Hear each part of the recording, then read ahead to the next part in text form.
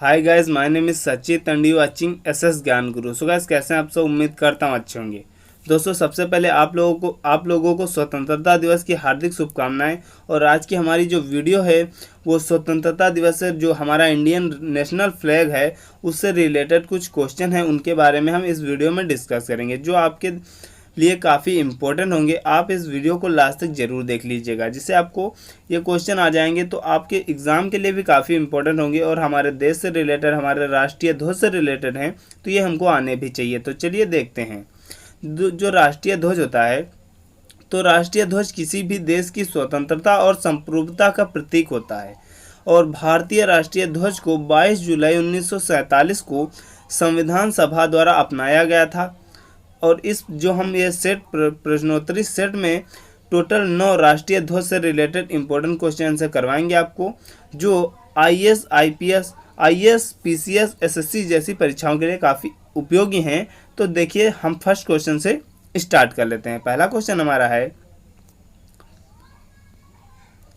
Question है, यह कथन किसने कहा? एक ध्वज न केवल हमारी स्वतंत्रता का प्रतीक है बल्कि सभी लोगों की स्वतंत्रता का भी प्रतीक है। तो यह किसने कहा था? ये जवाहरलाल नेहरू जी ने कहा था कि हमारा ध्वज जो है न केवल हमारी स्वतंत्रता का प्रतीक है बल्कि सभी लोगों की स्वतंत्रता का प्रतीक है। यानी कि जो इसका राइट आंसर है ऑप्शन ए हो जाएगा। अगला क्वेश्चन है, भारत का वर्तमान राष्ट्रीय ध्वज किसने डिजाइन किया था? तो भारत के वर्तमान राष्ट्रीय ध्वज को जो है पिंगली वेंकैया ने डिजाइन किया था। यानी कि जो इसका राइट आंसर होगा ऑप्शन सी हो जाएगा।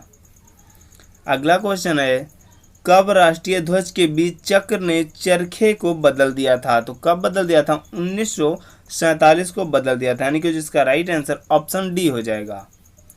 अगला क्वेश्चन है, भारत के राष्ट्रीय ध्वज के बारे में कौन सा कथन सही नहीं है? तो कौन सा कथन सही नहीं है? नंबर ए है, झंडे की लंबाई और चौड़ाई का अनुपात 2:3 है। अगला है, सफ़ेद पट्टी के बीच में एक चरखा है जो प्रगति और गतिशीलता का प्रतीक है। सी ऑप्शन है, झंडे के बीच चरखा अशोक चक्र से लिया गया है।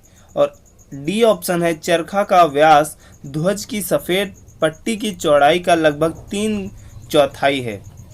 तो दोस्तों, इनमें से कौन सा कथन जो है क्या पूछा गया सही नहीं है? तो इनमें से पहला कथन जो है ऑप्शन ए, झंडे की लंबाई और चौड़ाई का अनुपात 2:3 है, ये जो है कथन सही नहीं है। यानी कि जो इसका राइट आंसर होगा ऑप्शन ए हो जाएगा। अगला क्वेश्चन है, निम्नलिखित में से कौन सा कार्य अपराध की श्रेणी में आता है? तो कौन सा कार्य? नंबर 1, झंडे को घुटनों से नीचे पहनना। नंबर 2, प्लास्टिक से बने राष्ट्रीय ध्वज का उपयोग करना।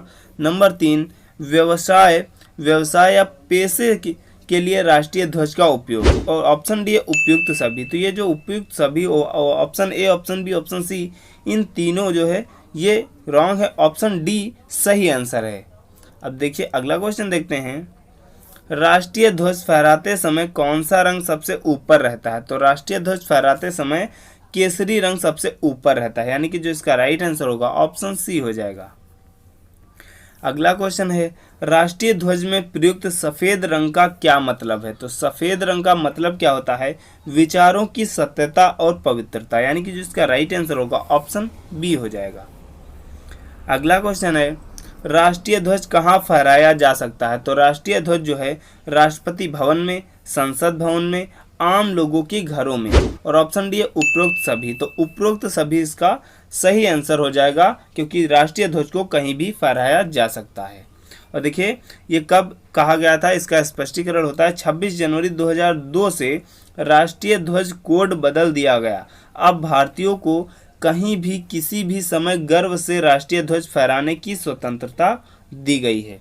अब हम लोग कहीं भी किसी भी समय राष्ट्रीय ध्वज को फहरा सकते हैं।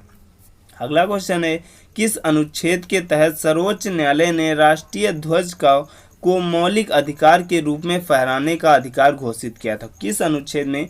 अनुच्छेद जो है 19I जो है, इस अनुच्छेद के अंतर्गत सर्वोच्च न्यायालय ने राष्ट्रीय ध्वज के मौलिक रूप से फहराने का अधिकार दे दिया था। और देखिए, स्पष्टीकरण इसका कर लेते हैं। 2002 में सर्वोच्च न्यायालय ने संविधान के अनुच्छेद 19I के तहत राष्ट्रीय ध्वज को मौलिक रूप से फहराने का अधिकार घोषित किया था। दोस्तों हमारी यह वीडियो आज के यहीं पर समाप्त होती है। अगर आपको वीडियो पसंद आई हो तो एक लाइक कीजिएगा, चैनल को सब्सक्राइब जरूर कर लीजिएगा और बेल आइकन को प्रेस करना बिल्कुल भी ना भूलिएगा आने वाली वीडियोस की नोटिफिकेशन पाने के लिए, और एक शेयर कर दीजिएगा। और आप हमारे व्हाट्सएप या टेलीग्राम ग्रुप में ज्वाइन होना चाहते हैं तो उनकी लिंक आपको वीडियो के डिस्क्रिप्शन में मिल जाएगी, वहां से आप ज्वाइन हो सकते हैं।